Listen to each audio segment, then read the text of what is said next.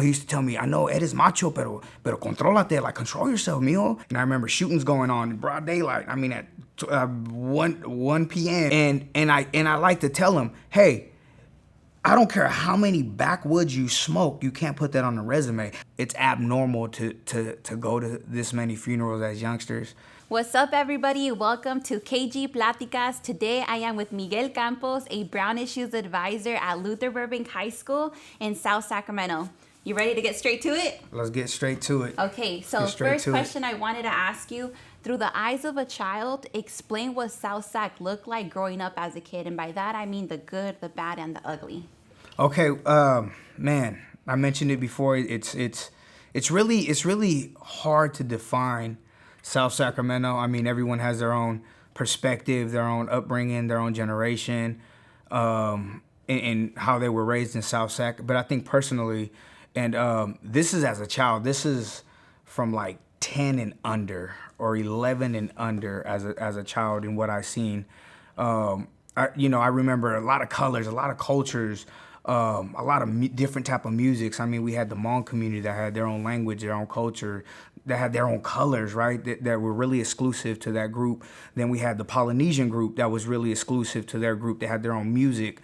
Then you had the African Americans. Then you had the Latinos, right? So growing up, I think the good part of being in South Sac is how diverse South Sacramento is. I remember my Laos friends used to say, hey, let's go to the papaya house. And I'm like, what the heck is a papaya? And they'd be like, come on, man. And back then you could knock on the door and then they'll serve you a plate. I think we still got that today, right? But and I think that was really unique. And I know the Polynesians had a candy house where they sold food and 50-cent ices. And it was good to have that type of environment because I learned, different type of languages. I was exposed to different type of cultures. And I even picked up on some of the Hmong language and some of the, some Polynesian language. But as I started to get older, like 11, I started to notice that, it kind of started to have I had a different view of it, right? And I started to see some stuff that now, personally, that when thinking back, I'm like, man, that was kind of traumatizing. That was kind of intense. So some of the bad that used to happen was in our neighborhood. We did have low income, families, and some of those what comes with the low income family is, there's a lot of stress, there's anger, and there may be some drug and alcohol abuse, and that led to a lot of violence in the neighborhood. I remember shooting marbles, canicas, in the front yard. And I talk to some of my neighbors about it, and we shoot marbles, and we're little. And I remember shootings going on in broad daylight. I mean, at 1 p.m., 12 noon, and having to tape off the street, and having to see there'd be bodies inside of cars, and they'll be gone, they'll be dead, and I'll be like, man, this is kind of intense, right? And that's the bad, and then the ugly. I think the ugly is that there was a lot of drug and alcohol use, and I could go three houses down, and I knew where they sold the meth. I knew where the women were being prostituted, and that's something that now a lot of people normalize it, but growing up, it was like, man, this is crazy. I know what house. I have access to drugs if I just knock on the door. There was one house we could knock on, and they sold shots. So you could knock on the door, and I'm like, oh, we got a couple shots for $1, or we got Hennessy shots go for like $3.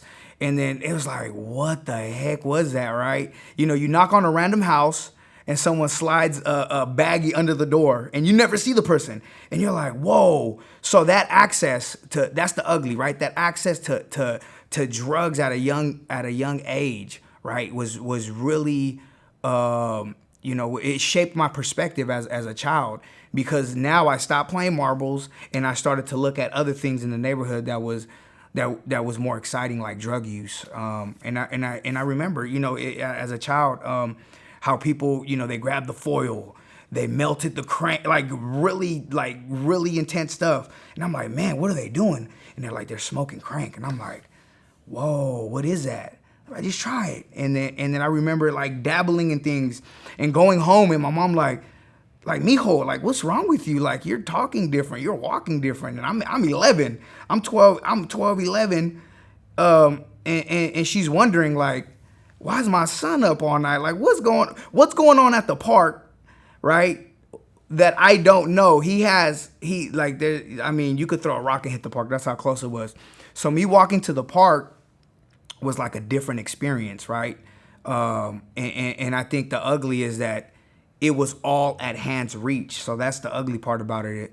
You know, if we go to Folsom, if we go to nice neighborhood, I had a conversation with my wife. I'm like, people are less likely to sell drugs out here. You know, I was telling my wife, and she was like, yeah, that's true. And she was like, no, but they do. I believe there's some houses that sell drugs. I'm like, well, it's less likely for me to see a prostitute walk down the street in this neighborhood. And she was like, yeah, that's a fact. And I remember this guy that used to park at the end of the street, and he used to have 5 women he'll prostitute. And I remember he had a Cadillac, and he'll drive down this street. It was Detroit Boulevard, one way in, one way out. And he was parked at the end of the street. Right at the end, it's called the bottom of the D. That's what we called it, the bottom of the D, Detroit Boulevard. And he'll walk, playing his music, and the women will follow him. And I didn't get it. As a kid, I'm like, man, he got a lot of women, man. Like, what's going on? And someone later on told me that, yeah, he's prostituting those women. And I'm like, this is next level. When I got older, I started to think about, man, this is kind of next level. This is next level. So that's the ugly. That's the ugly. I might be taking you back right now, but I've also heard the term at a very young age, South Sac, Iraq, being thrown out there. I learned this probably when I was in my freshman year in high school. When did you start hearing that term, and what does that mean to you? Or what do you feel that the young ones mean when they say South Sac, Iraq? I didn't hear that growing up. I didn't hear that. But do you hear it now? I hear it now. I didn't hear it growing up. I hear it now. And it's, they're exposed, like I said, they're exposed to drugs. Drugs lead to violence. Violence leads to shootings. And I think it's abnormal to go to this many funerals as youngsters. And man, it's a trip. It's a trip that we could label, we could be proud of something, but then again we could look at something and be like, man, that really affected me growing up.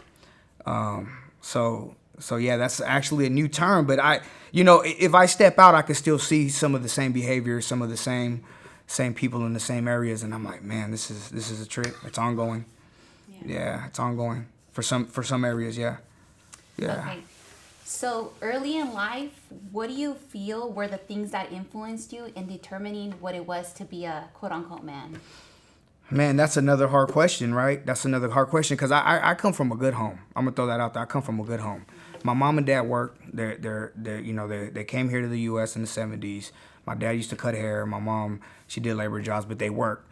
So him going to 9 to 5 working after he stopped cutting hair, like I didn't see my dad, being violent at home.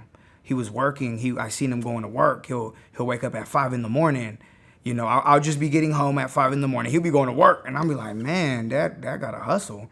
But I didn't see my dad do nothing at home that was violent. Now, once I went to the park that was 3 houses down, 5 houses down, I remember the first time I seen a girl get beat up and it was accepted. I was in 6th grade. It was recess, and I had this friend with lanky, like he was tall and lanky, and I seen his arms like from the corner of my eye, and I'm like, whoa, look back. And this girl's just getting beat up. He was putting hands on her, and we were all watching. And after they watched, they applauded. And I'm like, this is next level. And then I got older, and I found out that manipulating a woman and physically harming a young woman or a girl was accepted. And I was like, man, this is me growing up. And I'm like, this is kind of accepted, right? My status goes up if I have more women. My status goes up if I manipulate a young woman. And my dad used to ask me, son, where are you learning that? And I'm like, I'm just learning it. It's what I'm seeing. He said, I never put hands on your mom. Like, this is really interesting how violent you become. Like, this is kind of interesting.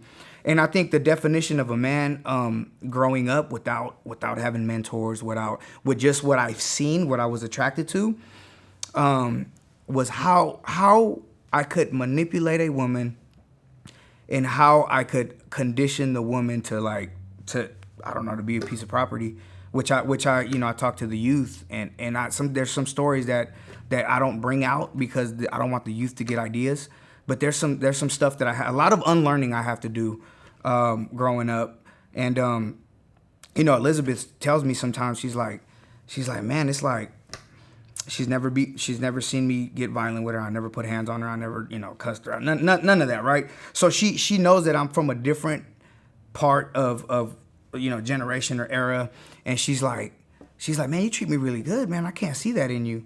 And I'm like, it took me a long time to unlearn certain things, to unlearn certain behaviors that I seen.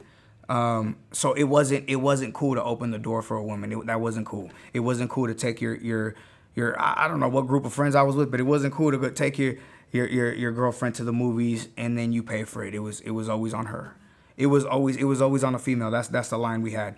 It was always on a female. There used to be a group that used to run around here, and they were called the Killer Camp Crew. I think, what do they call themselves? There was something crazy. Killer Hoe Camp. They're like, I'm from the camp, and I'm like, what is that? I'm from the Killer Hoe Camp, right? So it wasn't popular to be hugged up with a woman for a long period of time without having other women around. And it was a lot of stuff that I had to unlearn, a lot of stuff that I seen that I had to unlearn that didn't come from home, but that came from right when I stepped out. It's like, man, I was exposed to this whole different culture of how to treat women. So growing up, that's how I viewed women, and that's what I was exposed to. Yeah.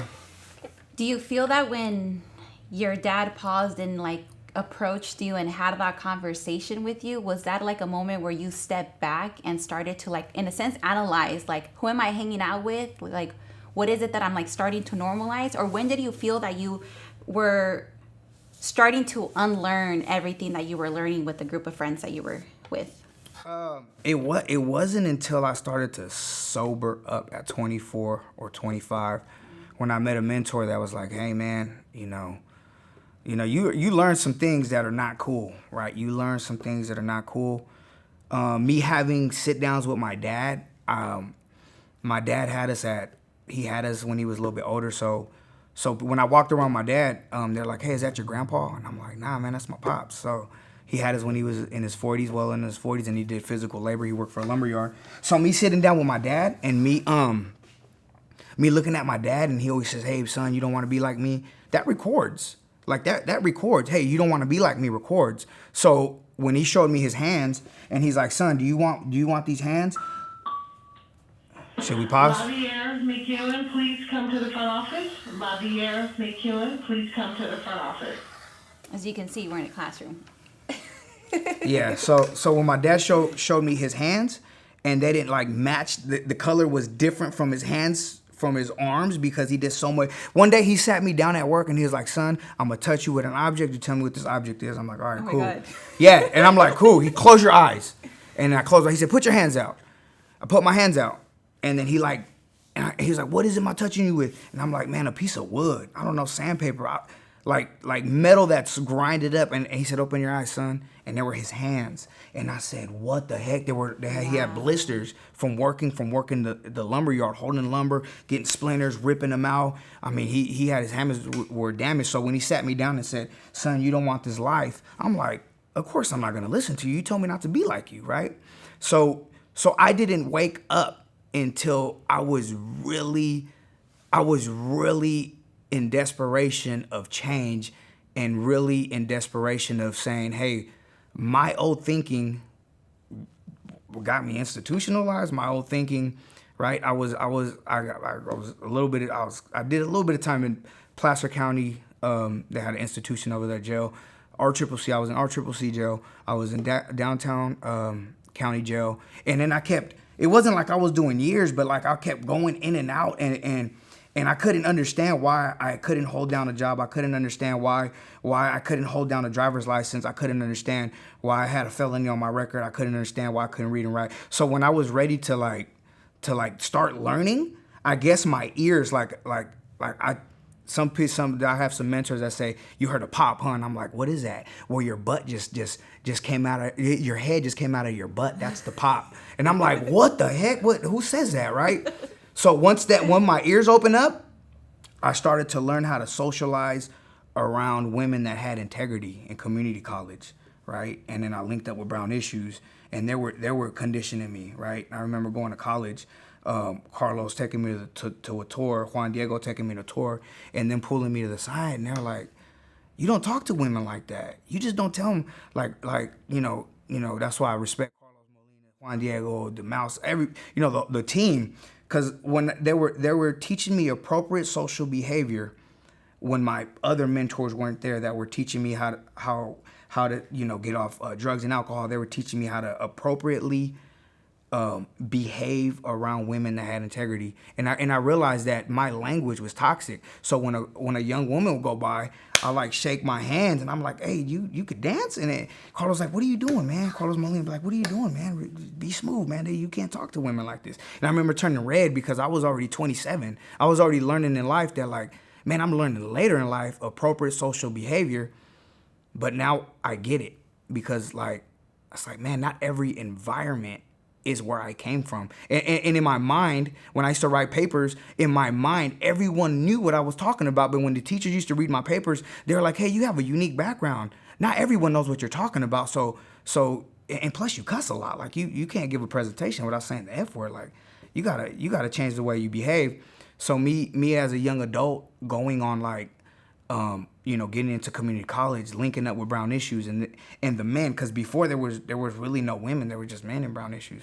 And they were like, "Hey, man, this is what we do." I remember Manny pulling me to the side on a march. We were marching. We were marching down to the Capitol. It was raining. We had a banner on. I had my hair long. I was going crazy, right? I told Carlos, I said, "Hey, Carlos, man, I want to flip a car over." And he said, "Miguel," with his raspy voice, "Miguel, come here, man. What will happen if we flip that car over?" He's like, "How would they look at us, Miguel?" And I'm like, dang, this makes a lot of sense. Right? People honking, flipping us off because they didn't want us marching. And I remember Manny being from Riverside, he was still living in Riverside. And he came down and he said, "Hey, Miguel, come here, man. Let me talk to you." He said, "Hey, bro, you don't have to get and sleep with every woman you see." And I'm like, "What are you talking about? Like, what are you saying, man? I'm being me." He said, "Nah, man, the women have to be in Brown Issues long enough to grow." I said, "What the heck does that mean?" And then I started to think, I'm like, my behavior is toxic, and some of the behavior I have may be scaring off women that want change, and I'm this person that's toxic. I was like a walking, talking character defect. Like, I didn't know how to act right, I didn't know how to speak right. But I think little by little, seeing men that were in college, like 4-year college, that graduated and were around women with integrity, like, it was different, man. It was like I was like a puppy. So they do these with dogs. So they hook up a dog with an older dog. So they got the young pup, and they hook a rope up to the older dog, and they show the dog how the older dog behaves, and the dog starts to. They do it with horses too, right? And I felt like that person that was linked up. Right, like I lost my puppy privileges, right? So losing your puppy privileges is a concept that I heard from one of my mentors. He said, "Hey, man, you lost your puppy privileges." I'm like, "What are you talking about?" He's like, a puppy could go into the trash, they could dig in the trash, they could rip all the paper up, and it's cute. A puppy could go on the carpet and pee and take a dump in the carpet, and it's cute. But when that puppy's older, that behavior is not cute anymore. And I believe that me meeting, young brown Latino men that came from the same environments, was like I was learning appropriate social behavior without me even knowing it, without them pulling me to the side and saying, yelling at me, "We're not taking you on the next trip." Now, I went on plenty of other trips. I was excited to be around. Whatever you tell me, I still want this good feeling. So I think that was a long answer for that question. I think once I started to put down mind-altering substances that got me excited and started to learn, like, I was open for change. I was hungry for change. I was hoping someone had a blueprint in how to live a different lifestyle. And I believe once I locked in, I was open. I'm like, man, this is what a man should be like. A man doesn't hurt their women. A man doesn't say this. A man doesn't do this. A man doesn't manipulate their woman. Like, man, I had it all wrong. I had it all wrong. And then I reflect and I'm like, my dad had it right. He had patience. He was calm with my mom. He didn't throw my mom across the room. He didn't grab her head and shove it in the wall. He didn't do none of that. He didn't do nothing I did. He didn't do none of that. He didn't cuss her out. You know, my dad used to sit down. I was like, man, every girlfriend you get, you cuss out. And you snatch up. Like what, mijo, what's wrong with you, man? I know. He used to tell me, I know, eres macho, pero contrólate. Like, control yourself, mijo. Like, what's inside of you? Like he'll look at me. And I'm like, Dad, you remember you didn't want me to be like you, so I don't want to be like you. I want to be different. I want a person with a higher standard of being a man, like hyper masculinity type of deal. But once I started to get open, I started to like navigate in a different manner, and I had my ears open. Whatever suggestions people had, I was like, yep, that makes sense. My old thinking, throw it away. So my bad. No, that was really good. I'm like kind of like smiling this whole time Yeah. because I'm like looking at a completely different You would Miguel never tell. I You would cannot never tell. No. Like, it's your Yeah. story. Oh my gosh. Yeah, it's pretty intense. Yeah. Yeah. Man, but you always had your mom and your dad there for you too. Always, and that's the thing. That's beautiful. Yeah, they were the ones that bailed me out. I'll get locked. I'll go on a run. I'll get drunk, and then I'll be in Roseville and get locked up in Placer County, like 3 hours up. And I always called. I called home. My mom like, hey, my mom was tougher than my dad, and my dad be like, I'll go get you, son. Type of deal. And then he's like, your mom wants you to sleep outside. Though. Now my mom used to have me sleep outside. And I was drunk. And then I'll get arrested again, incarcerated. And then my dad will, mijo, where you at? Dad, I'm in jail, Dad. What happened, mijo, this time? Dad, they were shooting at us. He said, who is shooting at you? Like you're in a movie in your own head. Like, who? Like, mijo, what's wrong with you? Like, and then I'll get incarcerated. And then I'll get incarcerated again, and my dad will visit me. And then it was really, it was crucial for them to have me, to get me to have that ride. But there came a time where they were like, I'm not picking you up no more. Your friends got you incarcerated. Have them pick you up, mijo. I'm like, well, Mom, none of them have license. They were like, okay. But that's a good thing that I think parents do, and we hate it when we're younger. But it's like, okay, if they're really your friends, have them pick you up. If they're really your friends, have them do this. Don't call us no more if you don't need us. My mom was not playing. She said, she'll tell me, she's like, hey, they picked you up. They got you drunk. They got you incarcerated. I can't pick you up. And I get so mad at my mom, man. It was almost like I was so resentful in how tough she was, right? And I think digging deeper, and I treated women bad because I was mad at my mom, and that's another story. Me having resentment towards my mom, and me treating women bad because I disliked my mom's tough love, right? But you're right. My dad they were married for 40 years. They're still married. They're still alive. My dad's close to 80. So you know what I'm saying? My dad is an elder. He's a spiritual elder. Same thing, doing the same thing. Like he's there for my mom. My mom, he just like, man, he's like, I don't know where he got his principles from. I mean, he's born in 1945. So maybe that's a different era. And he sat me down one day. He said, hey, mijo, I know what it was like to be in the 60s and the 70s. As a young man, he said, I will never know what you're going through at 16, 15. I just will not know because that's a different world. You're part of a different world. And I'm like, man, this is pretty deep. Yeah. There we go. But I am lucky, though, man. I'm going to say that. I'm going to say I'm blessed. I'm going to say I'm blessed because I don't think it... Yeah, I'm going to say I'm blessed for that. Yeah. But I was like... I think we always think about the what ifs, but like it's like, what if like your parents never gave you chance after chance? Like, who would be your backbone? Yeah, that's a trip. Yeah, that's a trip. Yeah. Okay, so you shared all of this about you being a young man. Yeah. Now, what would you tell young men watching this who are traveling along those streets that formed your opinions on things early in life? So now this generation, what do you want to let them know? Man, it's a lot because it's like when I first got into community college, I couldn't read and write, right? I was 24, 25. I dropped out of school. It was hard to read and write. And when I'm trying to tell youth, I have them read out loud and I have them write out loud. They're like, I don't want college. I'm like, but listen, someone's going to take advantage of you. Like, you want to start your business? You have to learn how to read the contract, man. Someone's going to take advantage of you. And another thing, it's like we reverted back to like this era of like of like all the youth that I run into, like they're intoxicated, and it's like it's 8 a.m. and you smell like vodka. It's 8 a.m. and you have codeine in your cup. It's 8 a.m. and it's like there's a lot of celebrating, but celebrate after you accomplish something. Like there's nothing you're accomplishing. You're having a party for what? Every day is a party. And what I would tell my youth, man, and the people watching, it's like there's always gonna be time for partying, but like whether you do something now or later, if you sit on a couch and you're 15 and you sit on the couch until you're 25, nothing will change. You just get older. So what I could tell youth is, the alcohol is still gonna be there. The stizzy is still gonna be there. The wax is still gonna be there. But what's not gonna be there, it's like, and I show them. I look out the window and I can see my friends walking up and down Florin Road barefooted. And I show them, and I'll stop the class, and I'm like, hey, that used to be a good friend of mine. He's barefooted now because all he did in high school when I hung out with him and when we were children is all he did was meth, and it's like he never accomplished nothing. So I think I'm blessed and I'm privileged to still be in the same area working and look out the window and give real live examples and say, hey man, it's not getting any easier. And I'll tell them that same question you just asked me. I'm like, what if your mom died? What if your grandma died? Like, who's gonna take care of your little sister? Like, you have no money. Like, could you read and write? And then I'll bring in fake applications. Like when I used to be out there before community college, and I used to apply to Walmart and Target, and they will turn me down because my spelling was wrong.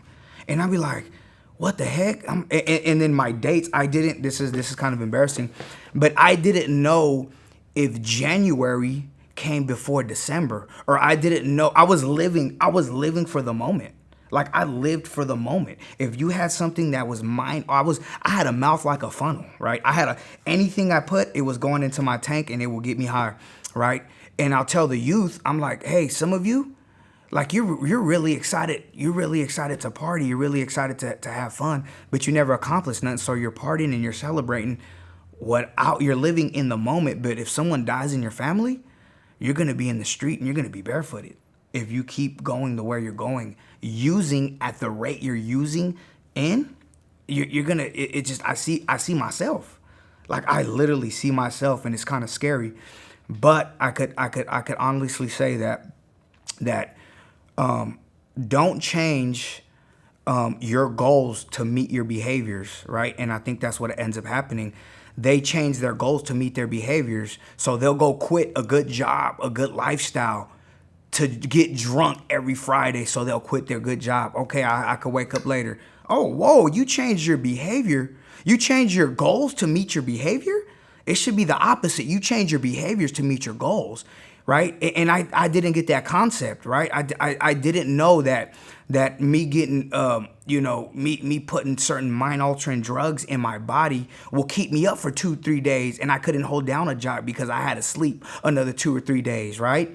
So what I ended up doing was I ended up changing my behaviors to now meet my goals. So whatever didn't match my lifestyle, I took it out of my life, right? A lot of youth are like, this is what I could also tell youth. You wanna they're like, I want to get paid $60 an hour, $50 an hour, but I'm saying, hey, you're not a 50-hour person right now. You're just not. You're just using too much. You sleep too much. So change your behavior to meet your goals. And I think that's something that I'll share with them. I also like your persuasion when it comes to college, even though it might be something that they're not open to. Yeah, they're not. Because the thing is, I think if you provide the opportunities to get a college tour, learn about, bring some folks to talk to them about college, and provide them the resources to even be able to get there, it's like, okay, even if you decide you don't want college in the future, at least right now you have the tools, information you need to be able to get there if you ever decide that you do. But if you don't want to ever do it, just know you got the toolbox. It's there. Yeah. It's there. So I think that I really like your approach in that sense. And then you have to be a salesman. Like, it's like, I forced, so me getting into college was on accident, right? It was like, hey, I got a felony on my record. I got some misdemeanors. I don't have my license. I have DUIs, right? I haven't drank in like 15 years, but that's the past, right? But I have all this that I was unemployable.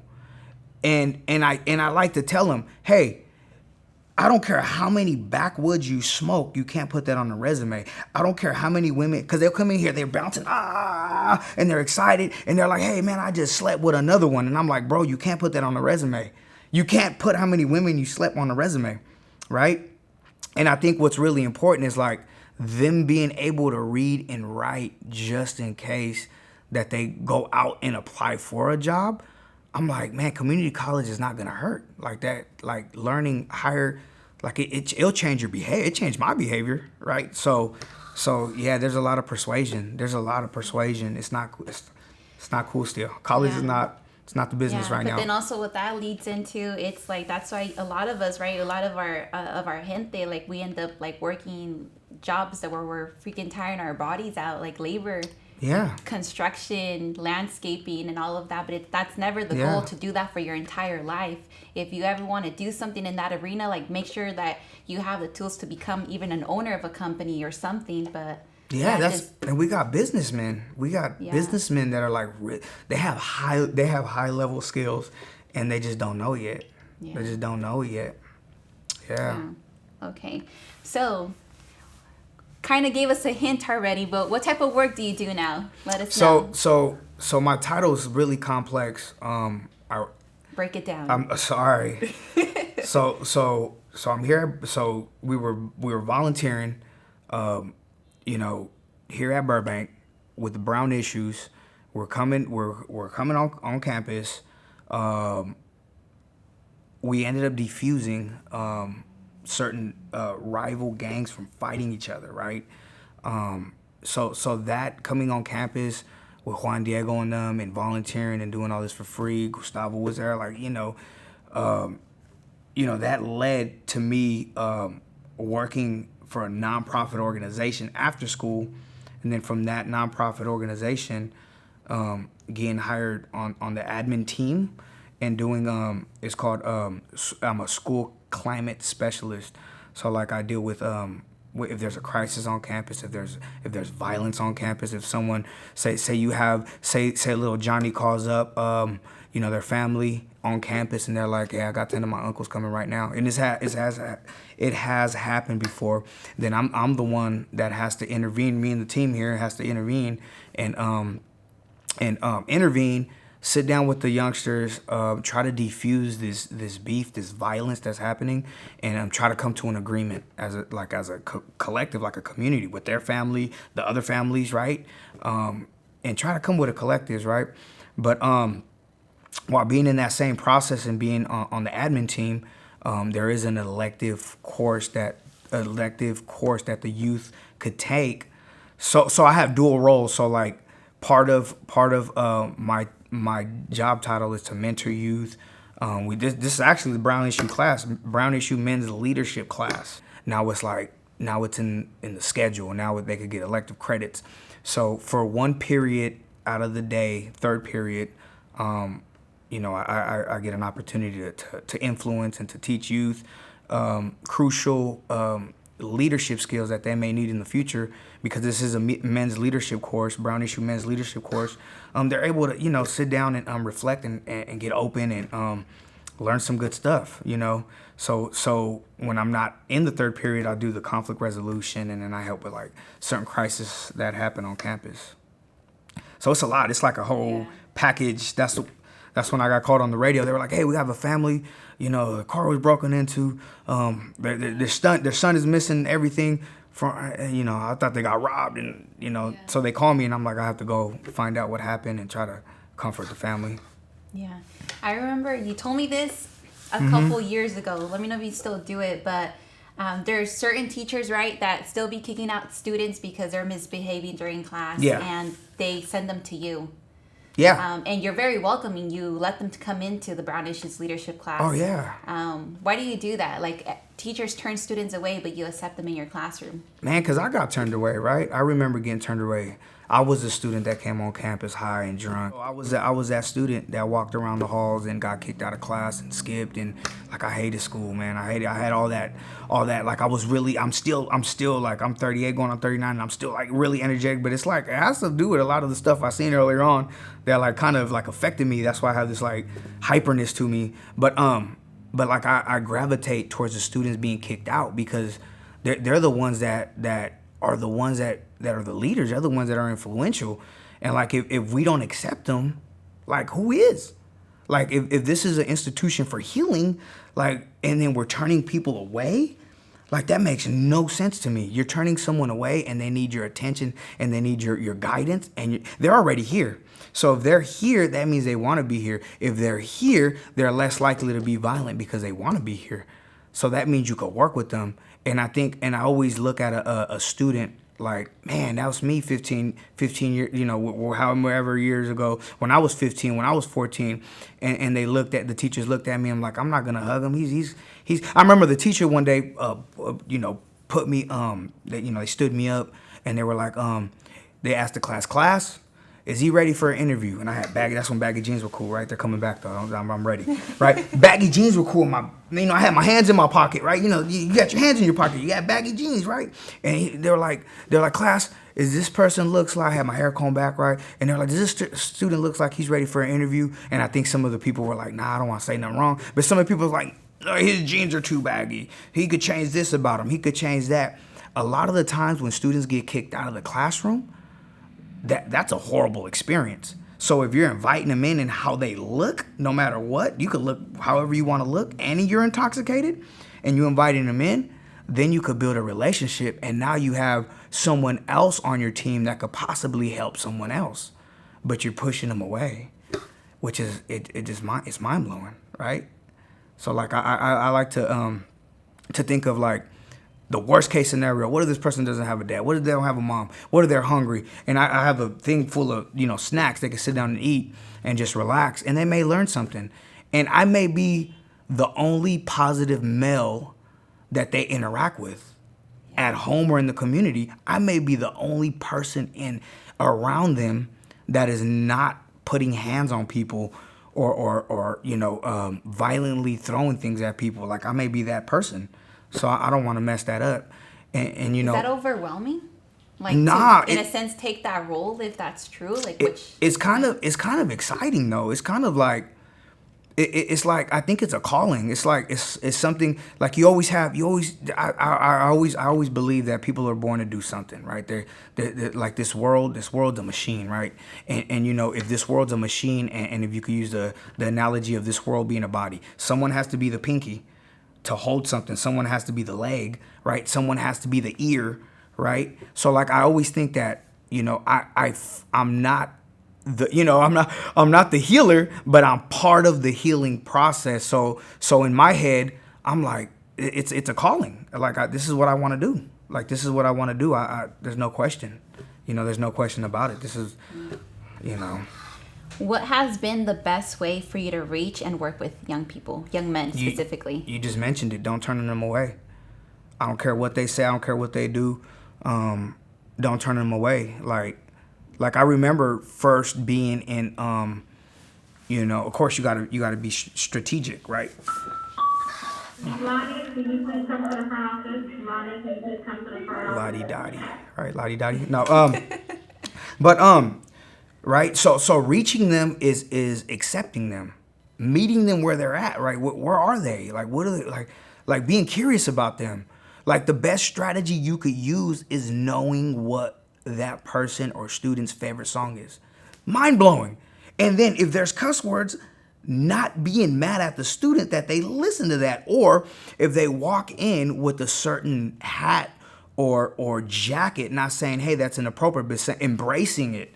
Embracing and saying, hey, sit down, right? You may have to turn your jacket inside out because you have like a private part exposed or something crazy, but like embracing it and reaching them to a point where you're not stigmatizing them. They get turned away all the time.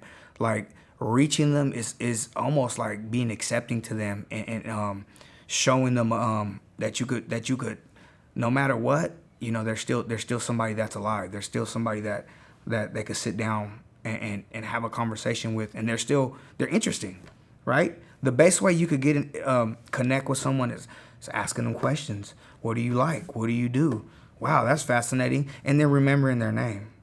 Dang, that's, I don't know how many people. Very simple, but. Like, we have other orgs that want to work with our students, and they ask me, like, same question, how can we connect with the students? And I tell them, you've been here on campus for a total of 6 months. What is the person that sits in the back corner's name, and what's their favorite color? Simple things. And they always say, I don't know. Then you're talking too much. You're not showing interest in who they are. They're slipping through the cracks. It's like simple as that. Being interested, right? What do you like? What's your favorite? What music you like? Yeah. Only if there were more Miguels. No, there's a lot of people use this strategy. I believe. Yeah. Yeah. There we go. Okay, so I'm gonna put a little scenario out there. Got you. A new teacher stepping into Luther Burbank High. What Nuki. advice would you give them for their first year? They have the bubble wrap on, right? Brand nuki out the box, right? Yep. Fresh to death, right? One thing I like to pull people to the side is, and man, it's a trip because a new person working with youth. The best advice, what has helped me be so, and this has nothing to do with youth, right? This has nothing to do with you. The best advice is for that person, whoever wants to work with youth, is to do research on themselves. Like, they have to be centered. They can't come on campus, expect to give a lecture, work with youth, and then go home and grab their wife and throw their wife across the room, punch their wife, and sit down. They can't go home and have 10 hookers at their house and start smoking crystal meth. Right? Those are extreme. Well, we had teachers that have, right? So the best advice is, before working with other people, know yourself. Do research on yourself.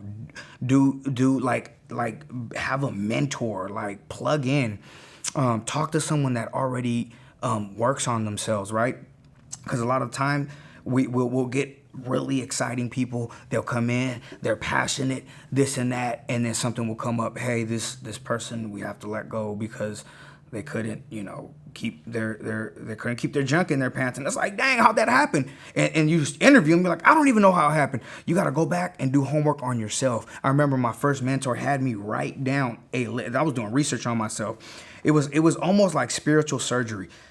Sitting me down, writing a list of everything I'm mad at. Boom, boom, boom, boom.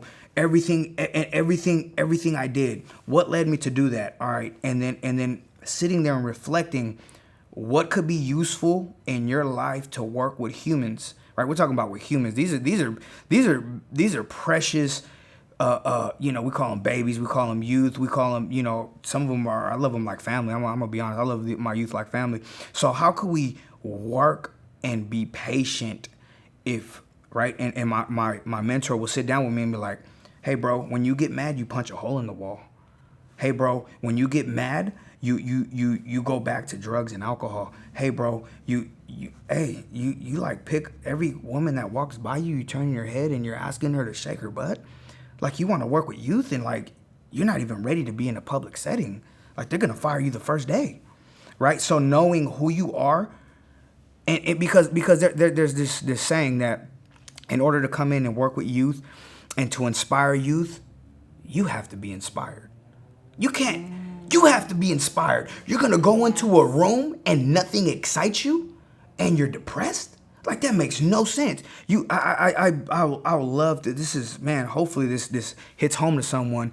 If you're still depressed and you're not having the best life that you could possibly, if you don't wake up and you're excited to do what you do, then you have to go back and do your homework on yourself. Why are you so depressed? Why do you have to keep doing this? Why do you keep running back to her, to him? Why are you still ending up in county jail? Like, it just doesn't make sense. I know people that still end up in jail, and I'm like, whoa, let's get back to the book. Let's get back. Do research on yourself so much that when you do have a youth that looks at you, spits on you and says you're a punk, you're the reason that why I'm this way, and walks out, you have to be so on point that you're not reverting to your old behaviors, and you're not running after them.